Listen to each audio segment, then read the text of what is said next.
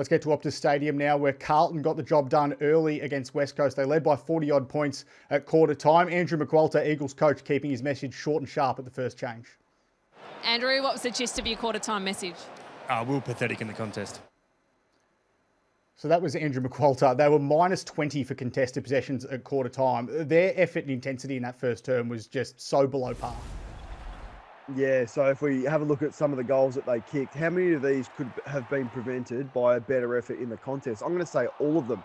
Like, this is pretty amateur sort of stuff. It's either fumbles, missed tackles, Carlton players walking around them for walking goals. Like, how many of these goals are kicked inside 30 metres, missed tackle there, easy goal, and game over? Like, this is really deflating. So the Eagles have shown that when their contest and their method and their intensity is up, that they can be competitive, particularly at home. But that this was disaster. And I like the honesty from the coach. I think that's fine. I mean, we all know where they are at in terms of their rebuild, but you mentioned some of the numbers.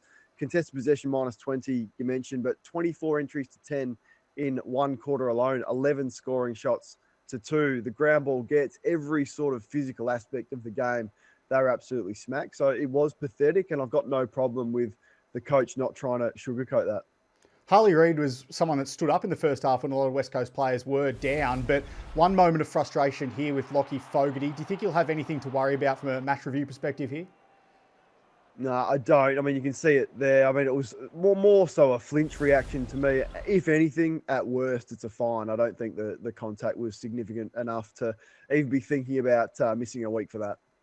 Some injuries out of this game, particularly a couple of big guys as well. Charlie Curnow going off with calf tightness inside the first half, and then Oscar Allen, West Coast skipper, limping off late in the game with what looked like a lower leg injury. You hope that's not serious, because as he weighs his free agency decision, you do wonder if it could be his last game for the Eagles.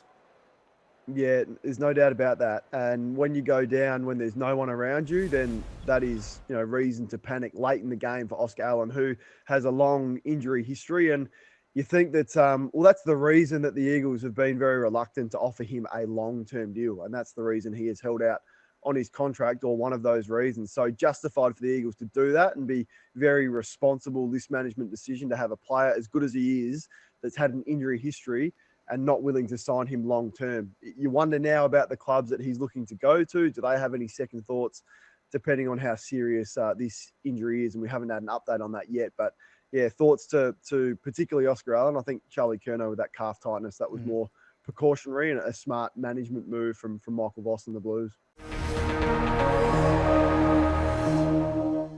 What's gambling really costing you? For free and confidential support, call the number on the screen or visit the website.